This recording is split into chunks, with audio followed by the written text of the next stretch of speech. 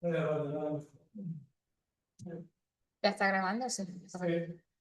Bueno, buenas tardes. Mi nombre es Gisela Cuellar, R3 de Clínica Médica, en conjunto con el equipo de La Guardia y compañeros residentes. Quisimos hacer una presentación sobre el síndrome confusional, delirium y demencia que sobre todo enfocado a cómo debemos pensar los pacientes cuando llegan a la guardia y cuando intercurren durante la internación, más allá de todo lo que es buscar la causa de ese síndrome confusional que presentan los pacientes, es tener en cuenta las actividades o la vida previa que tenía el paciente a esa intercurrencia aguda, que eso nos va a permitir un poco más cómo pensar y entender al paciente. Bueno, empezamos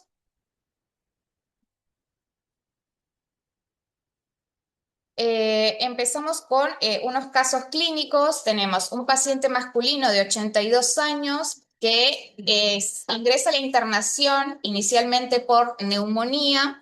Durante la internación intercurre con un episodio de desorientación. En ese episodio se arranca la vía, generalmente es lo que vemos en nuestros pacientes cuando están internados o en su estadía en la guardia. Pero charlando un poco con la familia y la esposa nos comenta que él siempre había sido como muy ordenado, manejaba ya en su casa las cuentas, pero que desde hace unos meses venía repitiendo muchas preguntas, no se acordaba de las cosas que realizaba el paciente ya en su casa y que en los últimos meses empezó a necesitar acompañamiento para hacer actividades de la vida diaria, como bañarse, y no podía salir solo a la calle. En cuanto a lo que fue en esa internación, la infección respiratoria por la cual estuvo internado mejoró, pero el paciente, al pesar de esta mejoría clínica, presentaba episodios de desorientación y alteraciones en la memoria. Y aquí entonces es cuando nosotros empezamos a preguntarnos cuál sería dentro de estas opciones el diagnóstico más probable que tendría el paciente. ¿Qué les parece a ustedes?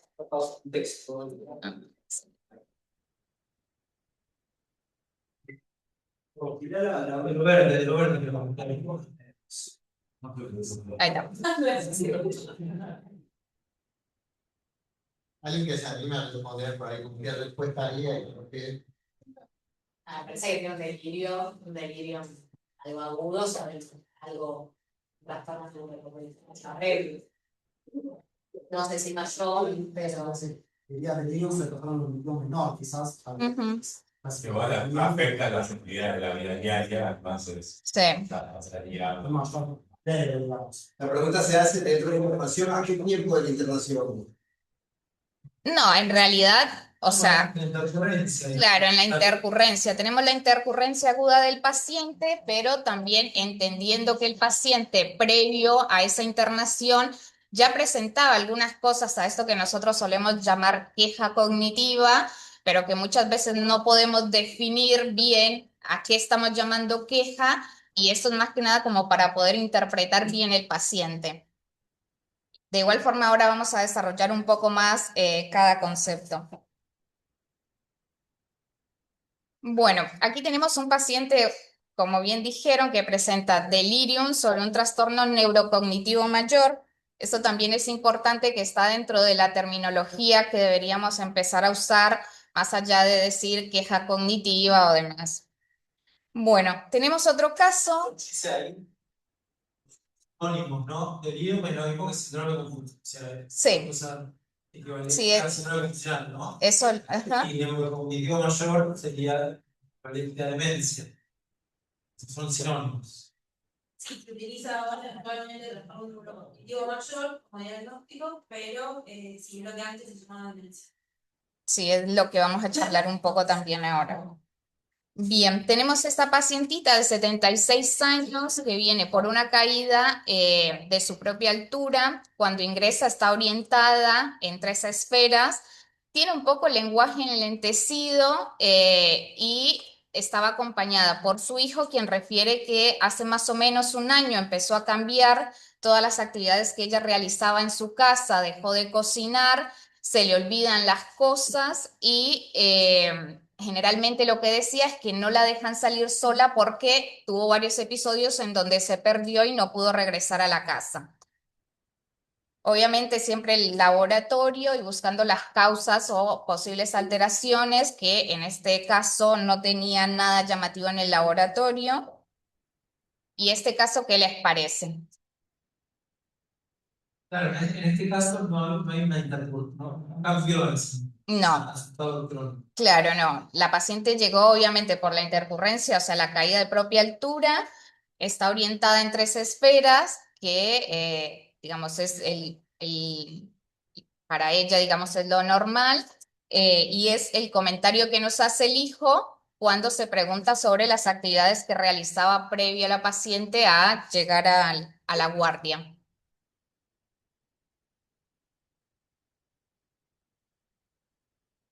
Una trastorno cognitivo mayor del tiempo porque tiene más de 2 focos cognitivos del lenguaje, la memoria. Ujú, Sí, dejar las cosas en el fuego. Exacto. Y sí, es una depresión desarrollada. Cuadro. bien. Bueno, como bien dijeron, el trastorno neurocognitivo mayor. Y por último, tenemos este caso donde una paciente tiene un dolor abdominal. Lo que ella refiere es que sí se le vienen olvidando más las cosas y está acompañada de una vecina que agrega que había veces que preguntaba cosas de más, que no recordaban dónde iba a comprar, pero que la señora vive sola, cocina sola y se maneja sola, o sea, tiene independencia. Más allá de toda, digamos, la intercurrencia que tuvo y demás del dolor abdominal, había intercurrido en la internación con un episodio de desorientación que después, cuando se fue de alta, se fue, digamos, en condiciones. La paciente no quedó como con un episodio de desorientación a pesar de haber mejorado el cuadro agudo que presentaba. ¿Y este qué les parece?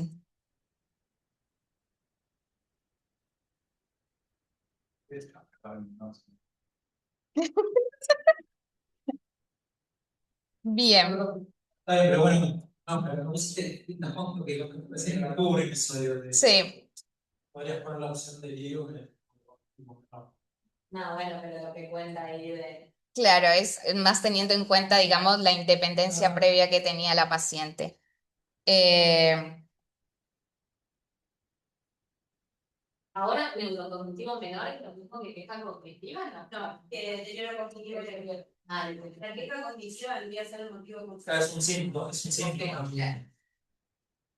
Pero igual ahí en nuestro caso, vive solo y se maneja. Hay mucho riesgo porque vive solo y se maneja.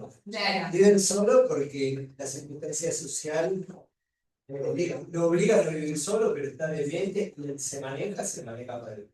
Eso parece que Suponiendo que marce todos los días. eso que ahí está lo siguiente, digamos. A ver, ¿qué es este manejo?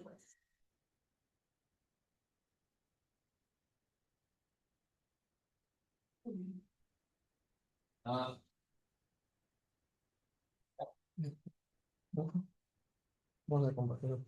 Bueno, a continuación vamos a charlar un poco sobre un afiche que realizamos para tener un poco de cuál es el manejo que se debería realizar y también afianzar algunos términos que venimos por ahí como estos, trastorno neurocognitivo menor, mayor, síndrome confusional, ir viendo más o menos, armarnos un algoritmo en la cabeza para qué es lo que deberíamos tener en cuenta en primera instancia y después ir viendo las cosas importantes. Bueno, la ficha acá está basada en el manejo en la guardia del paciente con una queja cognitiva. no nos pueden andar un poco. Sí, Diego, sí, ahí, acá se puede. ahí. Ahí está. Bueno, hay el manejo en guardia del paciente con queja cognitiva. Acá tenemos lo que sería los sinónimos delirium o síndrome confusional y bueno, el trastorno neurocognitivo mayor y menor. Como un primer filtro, cuando el paciente llega a la guardia, para definir si es un delirium o un trastorno neurocognitivo, deberíamos tener varias herramientas. En primera instancia, obviamente, el examen físico y también una historia detallada. Y después nos podemos también tomar en cuenta ciertos cuestionarios o evidencias que podríamos sugerir, como son utilizar algunas escalas, como el CAM, que es una escala para el diagnóstico del delirium. La pongo acá un poquito para verla en grande, que lo que nos habla es de si tuvo un inicio agudo y curso fluctuante, si el paciente tiene inatención, si tiene un pensamiento desorganizado, acá se hace énfasis en el discurso incoherente o ilógico, y la alteración del nivel de conciencia. Obviamente, si tiene hipervigilancia, letargia, todos estos son criterios diagnósticos y acá lo que hace es que si se podría sumar el 1 más el 2 o también se podría tener el 1, el 2 más el 3 o el 4 y tener todos estos criterios a mano. Y unas claves clínicas para esto es estos sinónimos que tenemos, que son el delirium, que es igual al síndrome confusional agudo, y es frecuentemente lo que más vemos en la guardia, obviamente, es hipoactivo en el adulto mayor. Así que ahora vamos. Perdón, Marco, Sí, sí. Entonces, lo que realmente, bueno, el síndrome confusional tiene reversibilidad, cierta reversibilidad. Lo que pasa es que cuando acá vemos pacientes muy deteriorados que antes, cuando revierten el confusional, no se van de la misma manera que estaban hace 2 semanas. Pero la diferencia es esa también, que el síndrome confusional es reversible. sí, Y, y fluctuante. Y otra cosa muy característica es que no te prestan atención. En cambio, el demente estable, el que está muy severo, no habla nada, pero tiene problemas severos de memoria, que no puede tiene que tener cuidado yo, pero uno le habla y contesta, responde por cualquier cosa, pero te responde. En cambio, en el sistema funcional, realmente no te prestan atención, porque acá, mira para el otro lado, no sé lo que te dice. No colabora, o empieza a responder y cambia de tema, o Perfecto. fácilmente distraíble, Increíble. o explorador del medio. Sí, Bueno, bueno, lo que pasa es que demente que se confunde. sí, también, obviamente. Es el tema. Bueno, entonces, sí. Claro, pero digo, Uchi es un factor terrible. Ser demente y más fácilmente que los normales. Y después de cada confusión quedan peor. Porque yo no sé cuál de la Sí, ficha sí. y hace un poco de ruido que el encabezado. Manejo la voz del paciente con Sí, no es. un delirio que viene. Sí, no. Estoy de acuerdo, no es. Yo lo modificaría eso. Porque lo traen confuso. Contactado con alteración del estado mental. Si hay algo que no hace el paciente quejarse de su estado cognitivo. En cambio, Bueno, quizás en la familia te va a confundir. Claro. Pero no sería eso, no es el clásico término que usamos nosotros en diagnóstico. Es cierto, Sí, yo pondría paciente con alteración aguda del estado mental. viene arrancándose todo, no lo puede contener. Sí. ¿Por qué lo traen? Una queja sobre la cognición. No, es una queja cognitiva. sí, no, a ver, Eso viene más todo del alcohol. con el tema de queja cognitiva, lo que queríamos abarcar era el delirium y obviamente el trastorno neurocognitivo, que vendría a ser como un término que abarca los dos. Pero obviamente podemos por ahí cambiarlo y ponerlo algo más general para tener en cuenta. Pero como para pensarlo en qué va a abordarse en la guardia, Sí, sí. por lo que a veces, de verdad, si tiene o no una alteración del estado mental aguda o no. Pues sí. Igual, a veces hay pacientes que quizás tienen un producto auditivo no muy fiable y están con cosas súper específicas que quizás no tienen síndrome confusional, Exacto. no tantas cosas crónicas. Está bien, Es algo Es lo más un paciente consultor. no, Es circunstancialmente en la UAS. Pero Canela, No, pero cada tanto tiene razón también que vienen pacientes que vienen de y no hay nada agudo, es todo crónico, pero al final lo acaba de. Esa es la queja. Le digan miedo. El domingo a las 4 de la tarde. Ahora, recuperar el consulta a la guardia en la semana, recuperar el turno a 3 semanas, creo que a veces depende de hacer a la familia, otras cosas, ¿no? De No, también. Sí. De que la internación es tienen mucho más afectado el manejo del síndrome funcional, sino que la idea era acercar un poco la tecnología y ver con qué herramientas ustedes cuentan, tanto desde la guardia como de la internación, para encaminar a este paciente y que no esté estancado en la guardia 5 días y al final se termine complicando, digamos. O sea, la idea de esto es como contarles un poquito qué otras cosas pueden hacer, cómo manejar a este paciente que viene con esta queja cognitiva que no es un síndrome funcional. Obviamente tenemos que descartar el síndrome funcional, por eso lo estamos poniendo, pero ¿qué hacemos con este paciente? ¿Dónde lo mandamos? ¿Con quién lo derivamos? ¿Quién lo recibe en el ambulatorio? Porque es muy fácil sacarlo de la internación, pero después el paciente queda bollando y se reitera, vuelve con otros síntomas. ¿Sí? Por eso, ahora vamos a hablar. Sí, En realidad es eso, era, mira, desde el punto no ser tan enfocados, porque nosotros tenemos mucho práctica para encontrar las causas de alteración del estado mental o síndrome funcional, pero quizás falta un poco el manejo tanto de la terminología como de lo que pasa en el ambulatorio. Yo creo que ahí cuando podría ser error frecuente, sí, conectar las dos cosas. Dementes confundidos por síndrome confusional y viceversa. Síndromes confusionales y te lo cuento como es un paciente demente. Cuando lo pruebas bien, dice, no, comento, este hombre la semana pasada manejaba su vehículo y fue a pagar su cuenta hacia el banco y lo cuenta como un demente, es un confuso. Y viceversa. El paciente deteriorado progresivamente, nadie lo advirtió y lo trae muy frecuentemente, lo trae a la familia porque ya hizo algo que ya le llenó la familia. Entonces te lo traen como que algo no, pero cuando revisás para atrás la historia tiene 1 año y medio, y viene, aparece tu familiar y te dice, no, pero acordate que ya hace un año cuando empezó con tal cosa y tal cosa, y el trastorno no, o sea, yo creo que eso error hay de los dos. Frecuentemente demencia o familiar por delirio y delirio por demencia. Yo creo que bueno, hay que dejar limpísimo.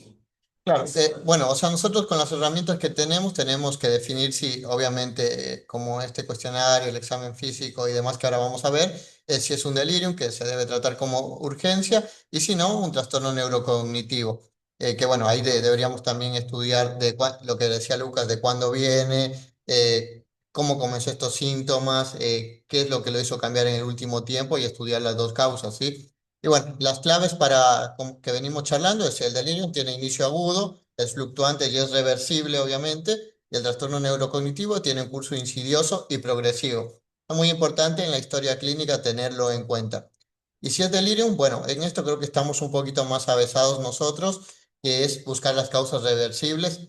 En primera línea, las infecciones a la cabeza, infecciones de la vía urinaria, respiratorias, alguna infección que no encontramos, foco oculto. Bueno, las nuevas guías hablan también obviamente de infecciones a piel de partes blandas que van aumentando en estos días y también el dolor. Hacer énfasis en el dolor porque muchas veces el paciente viene con un dolor, nosotros no lo tomamos en cuenta, decimos, bueno, un dolor inespecífico, pero bueno, ver qué le podemos aportar de esquema analgésico ayuda mucho después a que el paciente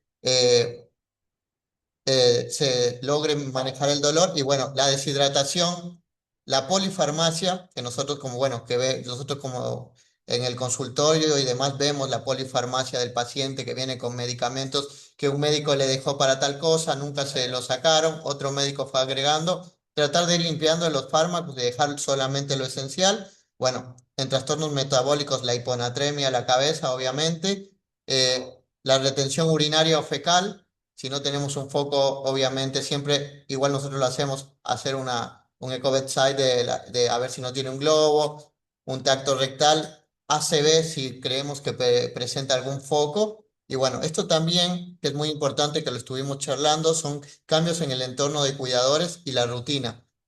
Muchas veces, ya sea porque por agotamiento de los cuidadores, agotamiento de la familia, problemas económicos, se cambia el cuidador, el paciente pierde esa figura de cuidador principal que tiene, como ahora es el término que se utiliza, y bueno, después comienza con ciertos cambios o delirium, así que es muy importante tener eso en cuenta.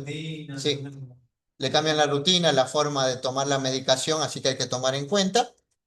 Y bueno, y tener en cuenta que esto es lo que cambia el pronóstico, así que bueno, es muy importante tener estas causas en cuenta. Y como medidas no farmacológicas, de primera línea siempre, la reorientación frecuente, para lo cual se debería tener, obviamente lo vemos en la internación, un reloj, un calendario, preguntarle al paciente, ubicarlo en persona, en espacio, en tiempo, respetar el ciclo sueño-vigilia, que sabemos que en la guardia es muy difícil, obviamente, pero bueno, tratar de que pueda descansar en la noche, corregir el déficit sensorial, esto es muy importante. Si el paciente muchas veces nos dice, no, puede traer los audífonos, tenemos miedo que se pierda, es alentar a que traiga las cosas, obviamente, tratar el dolor, evitar sujeciones y contención fija innecesaria, favorecer la presencia de familia y cuidadores y no retirar el donepezil y memantina. Ahora Flor va a contar un poquito de esto, de lo nuevo que se ha visto de no retirar esta medicación, que nosotros muchas veces no la ponemos en la internación.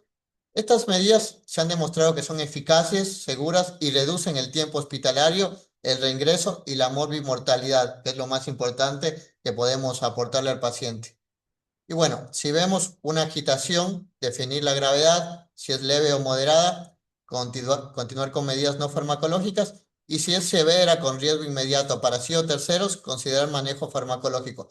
Y acá queremos hacer un punto muy importante. Siempre, si el paciente presenta agitación, debería rescatarse con su medicación habitual.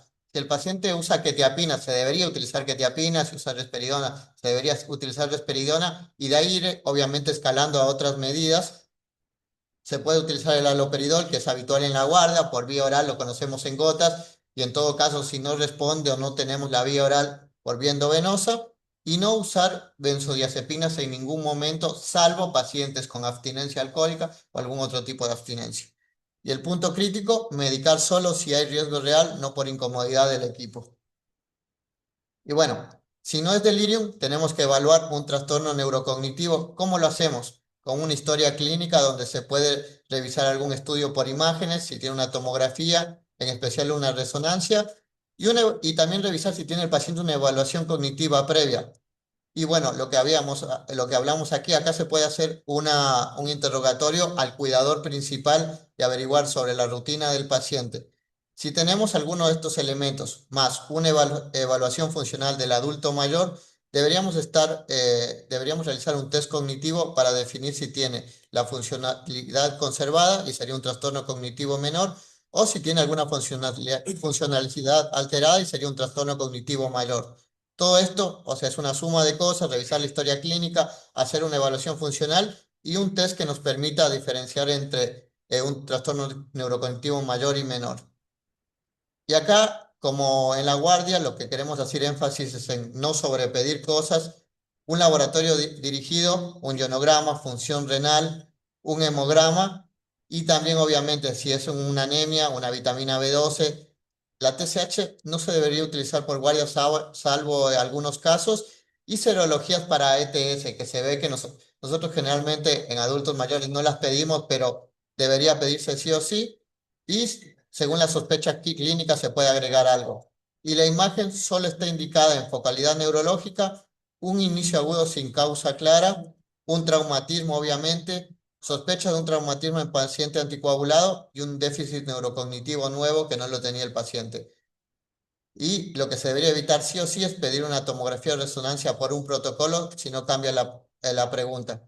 Quisimos agregar también acá un poco de los principales cuadros que encontramos, que obviamente la orientación etiológica no se debería ser la prioridad por guardia. Acá tenemos el Alzheimer, que es un déficit de la memoria, también de tipo vascular, que va a un déficit focal y de factores de riesgo vascular. Una demencia por cuerpos de Lewy, que la vemos varias veces, que se caracteriza por las fluctuaciones, alucinaciones y trastornos del sueño REM, y es rápidamente progresiva, y también frontotemporal, que tiene cambios conductuales, desinhibición y lenguaje. ¿Cuáles son los criterios de internación? Obviamente, un delirium de cualquier causa que no se pueda manejar, un riesgo de agresión para él o para otro o para el equipo médico, una imposibilidad de cuidados en el domicilio, que es la famosa claudicación que la podemos encontrar, y una sospecha de una causa orgánica grave, perdón. Y la prevención de alto impacto en todos los pacientes debería ser el control de la presión arterial y respetar el rango que se establece en las distintas edades, el uso de audífonos, evitar la polifarmacia nuevamente, que vieron que lo pusimos acá abajo, actividad física en lo posible y también la estimulación cognitiva y social. Y acá también queremos hacer un énfasis en este último punto, que es una alimentación saludable y la higiene del sueño. No cambiar el patrón del sueño que tiene el paciente, tratar de que descanse para que esté vigil durante el día. Así que bueno, nada, eso sería más o menos nuestras recomendaciones de alto impacto. Este es un afiche que queremos dejar. Ahora, bueno, obviamente vamos a cambiar un par de cositas que estuvimos viendo ahora, pero queríamos dejarlo en la guardia.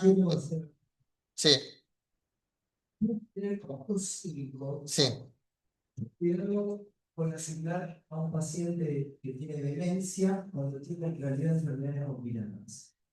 Por ejemplo, yo podría tener pacientes con enfermedad traumatológica o neurológica que le anulan la funcionalidad. Esas son las extremos que todos conocimos, el Stephen Hawking, el ADL 06, que escribió la teoría del desarrollo de los agujeros negros del espacio. O sea, cero demencia, que es enfermedad, cero Creo que lo está hablando ahí.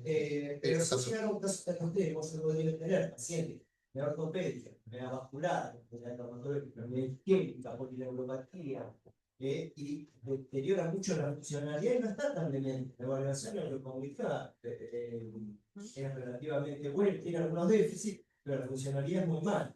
Si yo pongo esas dos cosas, ojo, pero obviamente no caería en la manera de ser paciente una demencia, pero en realidad tiene un trastorno menor, deteriora la funcionalidad por otras causas. O sea, eso tendría validez si la funcionalidad está conservada, pero alterada a causa solamente del trastorno neurocognitivo. Sí, por eso el punto de partida de la... esfera cognitiva afectada. Claro, y altera la funcionalidad, tiene un trastorno neurocognitivo mayor, pero con la funcionalidad alterada por causa del trastorno neurocognitivo. Por eso hay que tener mucho cuidado que cuando empiezan a decir ABD06, ABD es muy.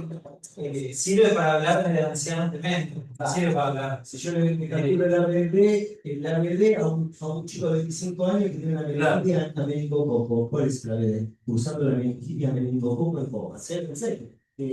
Absolutamente contrario a la funcionalidad. A ver, le evalúo la memoria, no responde, le evalúo la atención, no responde, le hago los cálculos matemáticos, no responde. Si veo secuelado crónico, 0,6. ¿Sabes que estamos por encima de 65 en la época del número? Por la edad, primero se saca la vez, Estoy poniendo un caso extremo porque nadie lo calcularía, pero ojo con la definición artística. Todavía no se puede cambiar tiempo. Yo esa evaluación nutricional, es que era un eje. Claro, pero ahora está en la lo que explica ahora. Bien. Sí, Exacto. O sea, la valoración funcional hay que tener en cuenta que está en un conjunto de valoraciones. O sea, no es aislada, no solamente se habla de la funcionalidad, ¿sí? Sino, espera, ¿cómo se pone esto? Ahora que no habla de depresión, todo. O sea, clínicamente lo solicitado. Claro, o sea, la idea es este paciente que nos llega a la guardia con una queja cognitiva, o sea, descartando el síndrome confusional, que es a lo que queremos como hacer un impacto. ¿Cómo lo manejamos? ¿Qué hacemos? ¿Tenemos un paciente conflictivo o una familia conflictiva o que está claudicada o que no tiene los cuidados bien aceitados en el hogar? ¿Qué hacemos con ese paciente? Ahí está como la gracia, ¿no? Ver, es un paciente que antes era robusto y funcional y ahora tiene una queja cognitiva, es un paciente que era prefrágil y funcional, sin queja cognitiva, es un paciente frágil no funcional. Ahí, en ese contexto nos sirve la funcionalidad. Eh, entonces, por ahí en la guardia una herramienta fácil de utilizar, útil, sería el cuestionario de Pfeiffer. Son 10 preguntas súper rápidas de aplicar. Cuanto más puntaje, más riesgo de que tenga un deterioro cognitivo previo y muchísimo más riesgo de que genere un síndrome confusional en la internación. Ojo, hay que tener en cuenta que, como dijimos, o sea, una vez descartado el síndrome confusional, la podemos aplicar, ¿sí? Si está confuso, esta encuesta no nos sirve. ¿No lo podés leer? Sí. Que apenas se lee. Sí, en realidad se pregunta qué fecha es, se pregunta el día de la semana, el lugar en donde está, cuál es su número de teléfono, dónde nació, cuál es el nombre del presidente actual, el anterior, cuál es el nombre y apellido de su madre y que reste de 3 en 3 a partir de 29. Cuanto más errores tiene, ¿sí? Más nos orienta a que el paciente venía con un trastorno cognitivo previo, que por ahí la familia no lo detecta como tal porque lo toma como un envejecimiento normal y no es así.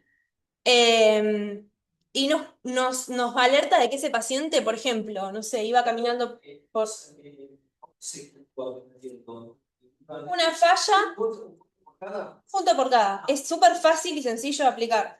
Entonces nos puede orientar que un paciente que venía caminando por la calle, se cayó, se fracturó la cadera, se interna, bueno, ¿qué riesgo tiene ese paciente de que se confunda en la internación? A ese paciente le tengo que prestar más atención, lo tengo que dejar solo, tengo que aplicar todas las medidas de prevención del síndrome confusional para que la estadía hospitalaria sea más corta. Bueno, para eso nos sirve esto. Y si lo hacemos y vemos, bueno, tiene un Pfeiffer alto, al alta, ¿no estaría bueno si no tuvo ninguna confusión poder derivarlo a hacer un EFA o poder derivarlo a hacer un ECA, que es una evaluación cognitiva? Mandarlo con un laboratorio bien completo y una resonancia para que lo estudien y que no se reinterne confundiéndose cada vez más o avanzando su deterioro cognitivo.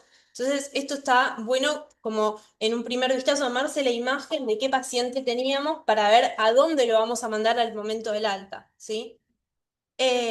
Como bien explicaba Marcos, no es necesario pedirle todo esto en la guardia, pero sí plantearlo para el ambulatorio, sobre todo TSH y las serologías de transmisión sexual, sobre todo si lo van a mandar al consultorio de geriatría o de evaluación funcional, se adelantan un montón de pasos, ¿sí? Porque los turnos son muy largos, entonces por ahí mandarlo con un laboratorio bien completo y con una imagen de cerebro. A ver, la ideal para la queja cognitiva sería la que tiene medición de hipocampos, que es la que estamos utilizando ahora en las valoraciones cognitivas, pero es cara, podrían mandarlo con una resonancia de cerebro sin contraste y con eso a nosotros nos sirven donde vamos a ver el daño, ¿sí? Eh, como les decía, que llegue otra cosa importante por ahí antes de avanzar es que si el paciente tuvo un síndrome confusional en la internación, tiene que esperar de 3 a 6 meses para venir al consultorio a hacer una evaluación cognitiva formal que le sirva para posterior pedir un certificado único de discapacidad, ¿sí? Porque no es ético y no está bien porque el síndrome confusional tarda entre 3 a 6 meses a resolverse. Entonces, lo ideal sería que se espere a ese momento, ¿sí? Pero supongamos que llegó este paciente que antes era funcional y prefrágil y a ustedes les hace ruido y trae una queja cognitiva y les es dificultosa al alta, por ahí estaría bueno mandarlo con el laboratorio y una imagen a hacer una valoración funcional del adulto mayor, ¿sí? Si nosotros en la valoración funcional detectamos que la funcionalidad está alterada, podemos profundizar en la parte cognitiva. En las valoraciones cognitivas lo que se hace principalmente es evaluar todas las esferas cognitivas, el lenguaje, el cálculo, la memoria inmediata y la memoria remota. Y en base a eso englobamos y vemos, según el perfil neurocognitivo o el descenso de las esferas cognitivas, para qué lado nosotros vamos a encararlo, si para una enfermedad tipo Alzheimer, bien amnésica, o para una enfermedad multidominio, pensando que es la más frecuente en nuestra población, en este hospital, en donde hay daño vascular sumado, y ese daño vascular a largo plazo daña todas las esferas cognitivas y también genera daño en el hipocampo, que es lo que se va a ver en la resonancia, ¿sí? ¿Por qué nos sirve esto? Porque podemos introducir en el tratamiento donepezil y memantine, que bien lo que les decía Marcos, que lo que van a hacer es ayudar al manejo de los trastornos conductuales asociados. Y esto también es importante porque muchos pacientes con trastorno neurocognitivo previo por ahí llegan a la guardia con un trastorno conductual, ¿sí? que se gatilló por dolor o que se gatilló por cambio de la rutina y que no llega a ser un síndrome confusional, sino un trastorno neurocognitivo mayor con síntomas conductuales asociados, depresión, insomnio, alucinaciones. En ese caso, tratarlo como un síndrome confusional nos queda corto y tenemos que ver con todos los antipsicóticos y el tratamiento que tiene arreglado qué es lo que vamos a corregir si no tiene una depresión solapada, ¿sí? Entonces, por eso también es importante que adquieran esa visión de paciente para poder saber qué hacer con él. Supongamos que viene un paciente con un trastorno neurocognitivo mayor que tiene trastornos conductuales asociados o que se clavó un síndrome confusional por una ITU y lo están resolviendo en la internación. Al momento del alta, este paciente va a necesitar un seguimiento mucho más corto de todos estos trastornos conductuales asociados y el manejo que ustedes inicialmente le dieron en la internación, ¿sí? Con un antipsicótico nuevo. Entonces existe hoy en día un seguimiento por telemedicina, ¿sí? Que se llama psicogeriatría, en donde pueden mandarlo de alta con internación domiciliaria y llenando un formulario, nosotros a la semana o a las 2 semanas los citamos para titularle o destitularle los psicofármacos que ustedes pusieron en la internación. Y de esa manera evitar la reinternación, ¿sí? Y las estadías prolongadas en el hospital, ¿sí?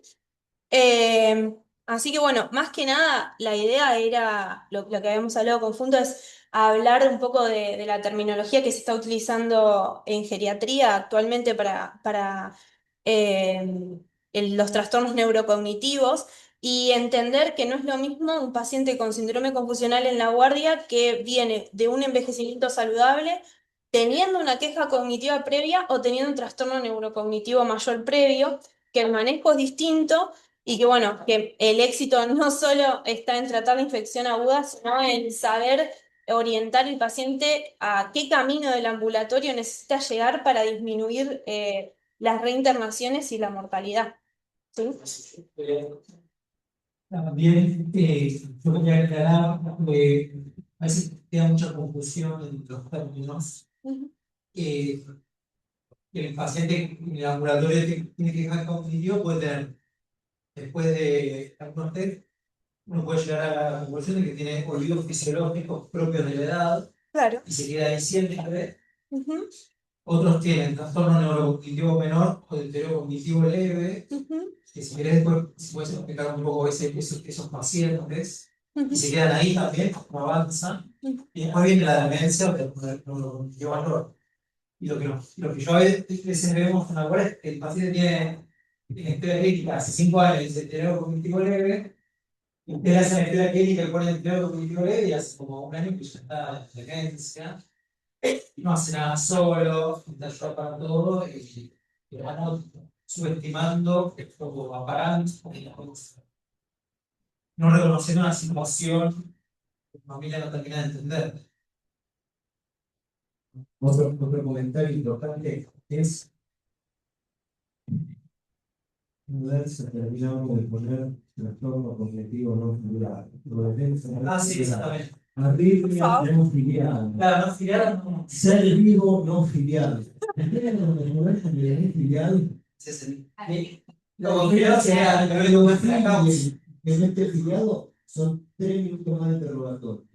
Tal cual. Por favor. Tal cual, o sea, por eso está esta terminología, ¿no? Por ejemplo, miro al paciente, lo veo, interrogo un poquito a la familia.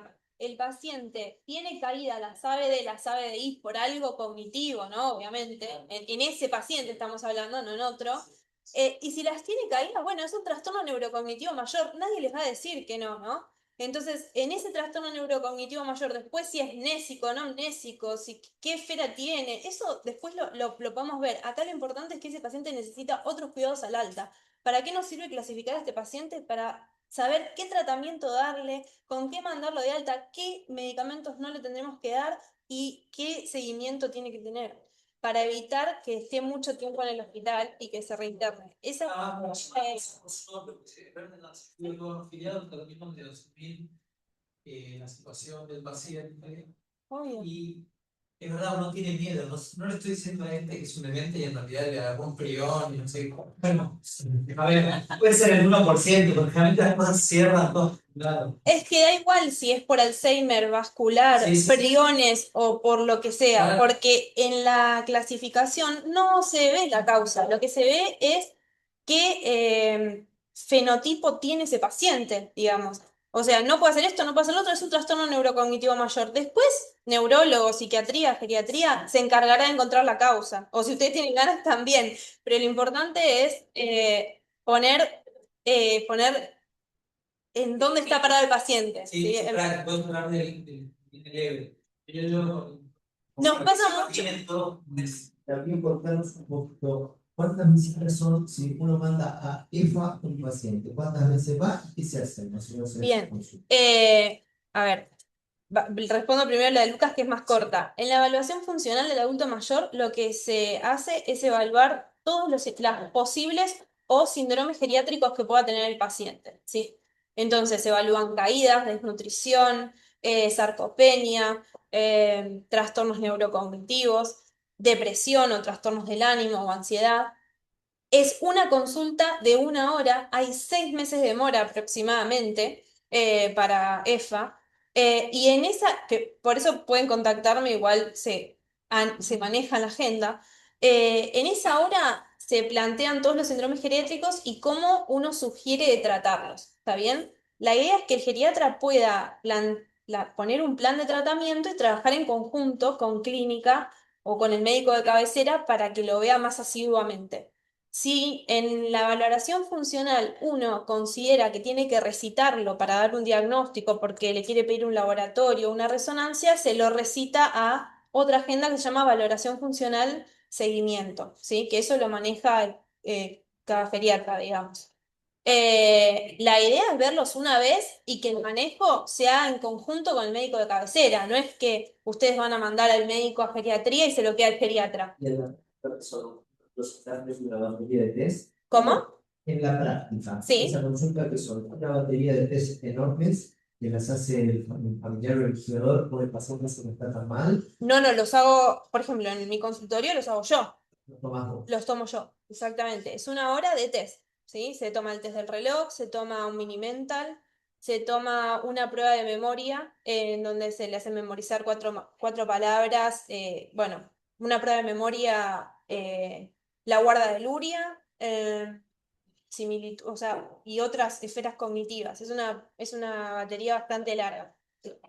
Y Se lo levanta, se lo hace caminar, ¿no? depende, a ver, como es muy largo, se hace todo, depende a qué esté orientada el EFA. Si, por ejemplo, vos me mandás una paciente con caídas frecuentes, entonces yo voy a orientar el EFA a caídas. Por ahí no hago el MIS, que es el del recuerdo, y te hago el SPPB o un romper, por ejemplo, dependiendo. Pero sí, sí, el Tap and Go. Por eso, eso lo hacemos más si está orientado a caídas. Obviamente, como todo en geriatría, hay un consultorio particular de caídas, digamos, que se llama EFA Caídas, pero acá en San Justo no está. Son como las máquinas.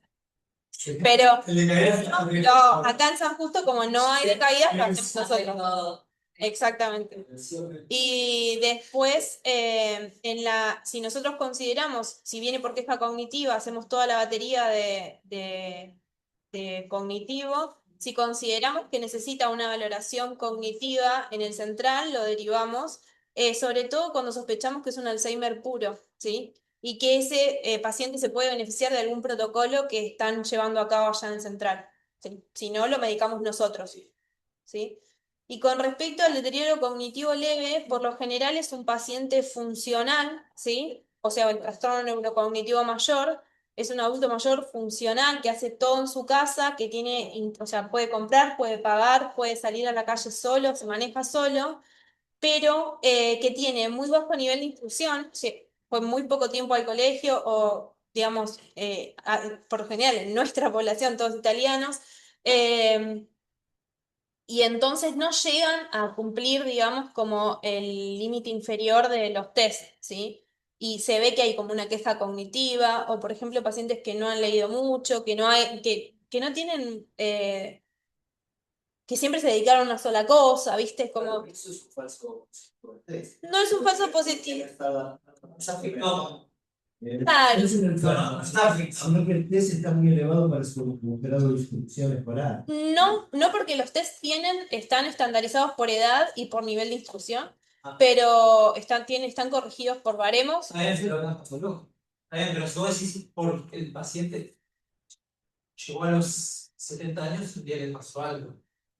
Es algo nuevo, es algo nuevo. Es algo nuevo, por eso te digo, pero por lo general son los pacientes que no avanzan, ¿sí? O sea, como que aunque esté corregido, los test le dan por debajo de la normalidad, digamos, por poca estimulación cognitiva, por fumar, por tabaquista, por diabetes, o sea, por muchas cosas, son como vascular, pero se quedan en deterioro cognitivo. Esa parte objetiva, Ajá. pero la parte, la clínica del paciente, lo que ve el paciente y la familia. Bien, sí, por lo general viene una queja cognitiva en, bueno, me olvidé dónde poner la llave, pero es esto, la funcionalidad siempre está conservada y eso es lo que los va a diferenciar. Y no hay progresión. A esos pacientes que nos da un poco de ruido, los citamos a los 6 meses y le volvemos a repetir todas las baterías de estudios, ¿sí? Pero son por lo general olvidos benignos, lo que se llama olvidos benignos del envejecimiento normal, digamos. No progresión hasta que hay. No hay progresión. A veces, Un porcentaje. A veces no, pero a veces no. Un porcentaje progresan y son los que tienen tendencia a irse con sistema. Exacto. Bueno, tener un deterioro cognitivo, un trastorno neurocognitivo menor es un factor de riesgo para desarrollar síndrome confusional. Por eso el Pfeiffer te puede llegar a orientar en esto, porque por ahí ese paciente te da un Pfeiffer de 3, de 4, que te está teniendo errores. Entonces ese paciente hay que prestarle más atención, intentar que la estadía hospitalaria sea más corta, intentar que esté en un lugar confortable, que siempre esté acompañado, que tenga los auriculares, los audífonos, digamos, todo lo que se hace para evitar que se confunda.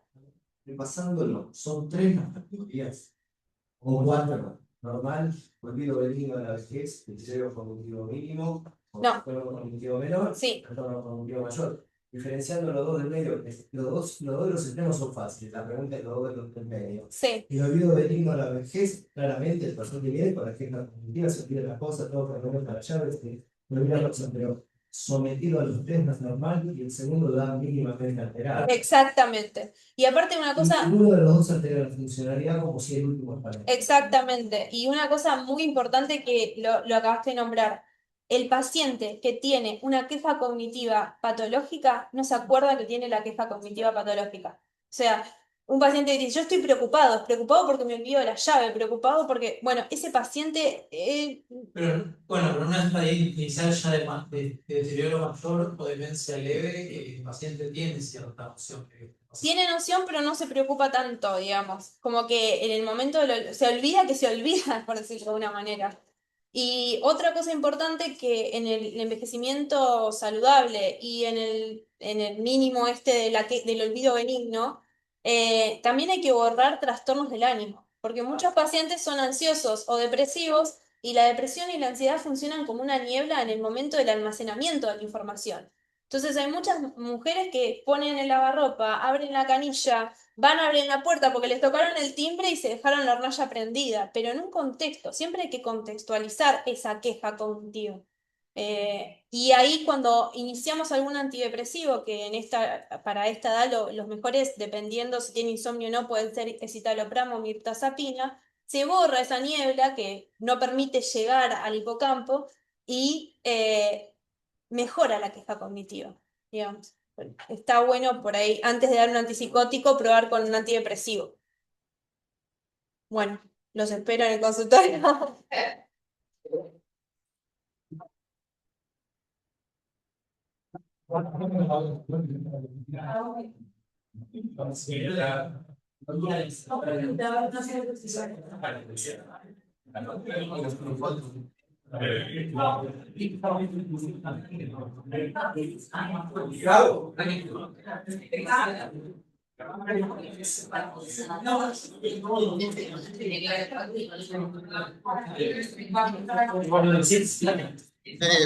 Todos con el título.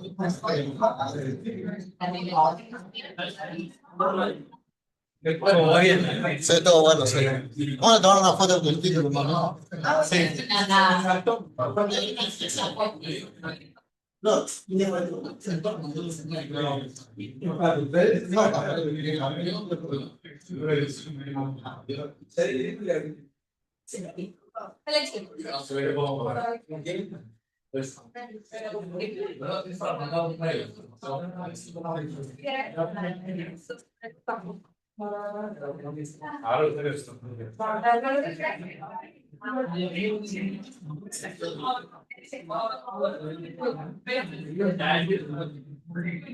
No me la apagues, ¿eh? Sí, pero necesito hacer una foto, una diapo. Dale. Esperemos a Sabrina. No, quiero hacer una foto de la diapo nomás. ¿Qué mayor falta? ¿Dónde está Carlos? Después decía Carlos que venga. Y Estanislao también. ¿Yo?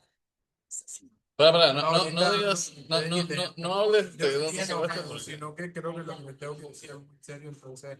Lo bueno que te pido, dame un segundo que resuelvo Está esto bien. y ya les voy a mandar otro choice que tienen que hacer. ¿Otro? Sí, es el último.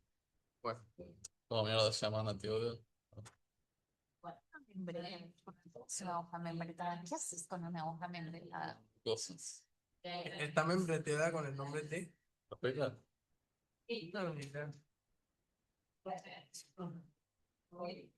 A ver, perdón.